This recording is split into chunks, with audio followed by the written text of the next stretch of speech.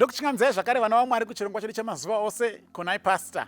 Sekutaura kwedu pachirongwa chino tiri kuedza kubatsirana kupindura mibvunzo yatogona kunge tiinayo maringe nebhaibheri ndakanangana nezvatinodzidza mukati mebhaibheri. Saka sunungukai kuramba muchitumira mibvunzo yenyu kwatiri. Nhasi uno tiri kupindura mubvunzo wakabvunzwa. Mubvunzo uyu, it's definitely a follow-up question. Takambodzidza mumashure about God's commandments, even the Sabbath day.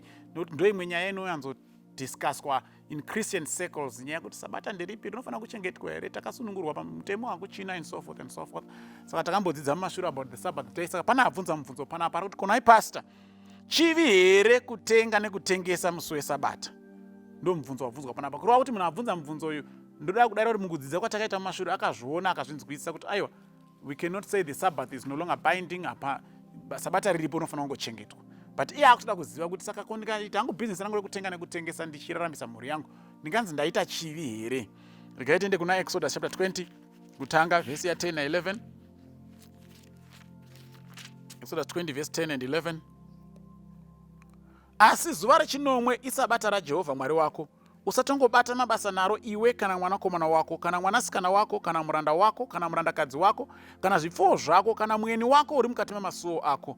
Nokuti namazuva matanhatu Jehovha wakaita denga napasi negungwa nezvose zviri mukati mazvo, akazorora nezuva rechinomwe. Naizvo Jehovha wakaropafadza zuva reSabata akariita dzvene. Saka panapa Mwari ari kutaura zviri very clear and specific kuti mamwe mabasa ese amungada kuita mabasa aitei in 6 days, but on the 7th day just rest. Ndo zvotorwa vana mubhaibheri. Saka zvese zvamungada kuita, vamwe vanoti kuhasla, kana muchida kuhasla, kana muchida kudini, kana kumwa meno, zvese hanzi zviitei mumazuva mangani? Matanhatu. Asi rechinomwe zororai. saMwari akasika nyika nemazuva matanhatu akazorora pazuva rechinomwe. Ndo patinotorera pfungwa yacho. Ndo Mwari paari kubvisa pfungwa yacho. Nehemiah chapter 13. Nehemiah chapter 13 akuwerenga verse 15, 16, 17 na 18. Kuna Nehemiah ikoko. Nehemiah, yes. Chapter 13 kutangira pavhesi ya 15. Zvino pamazuva iwayo ndakaona paJudha vamwe vakanga vachitsika mazambiringa pazvisviniro nezuva reSabata, navakanga vachitora zvisote vachizvitakudza mbongoro, uye waini namazambiringa namavonde nemitoro yamarudzi ose, zvavakanga vachiuya nazvo paJerusarema nezuva reSabata. Ndikavanyevera pazuva ravakatengesa zvokudya. Pakanga pagerewo varume veTire vaiuya nehove nezvimwe zvinotengeswa zvamarudzi ose. Vakazvitengesa kuvanhu vaJudha napaJerusarema pazuva reSabata. Ipapo ndikaita nharo navakuru vavaJudha ndikati kwavari, chinhu ichi chakaipa chamunoita, uye ndecheiko zvamunozvidza zuva reSabata? Ko, madzibaba enyu haana kuita saizvozvo Mwari wedu akavauyisa zvakaipa izvi zvose pamusoro pedu nepamusoro peguta rino here? Asi imi munowedzera kutsamwa kwaMwari pamusoro paIsraeri zvamunozvidza Sabata.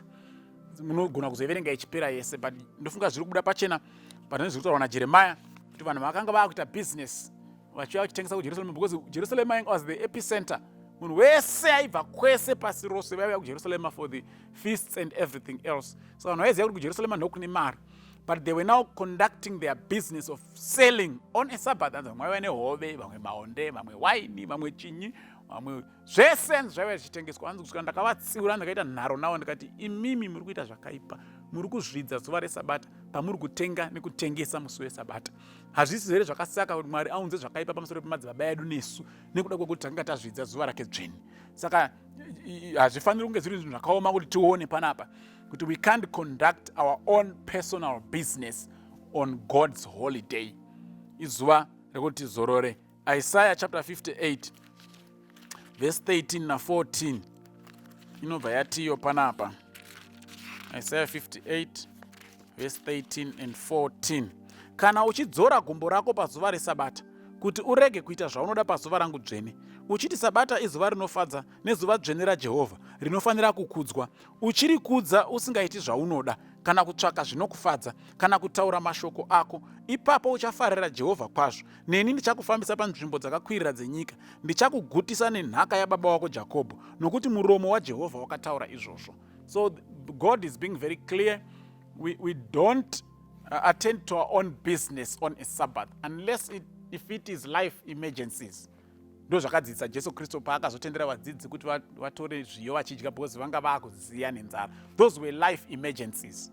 But our own business ratinokwanisa kuconducta on any other day, we set it aside on the Sabbath day and leave the time wholly for the purposes of worshiping God. Tichizorodzawo zvakare nyama yedu pakushanda kwamazuva ose. Then we start another week refreshed and we start to continue with our own business. When the seventh day comes, we rest, we put aside all our labors, zvese zvine chekuita nezvinonzi zvedu, zvinonza business kwatiri, zvinonza profit kwatiri, tinozviisa parutivi. Kunze kwekunge ari ma-emergencies anothreatena upenyu, ndo atinogona kuita on a Sabbath day, but zvimwe zvese we set aside and leave the time specifically to worship God and to praise Him. Mwari atikomborere nokutibatsira. Amen.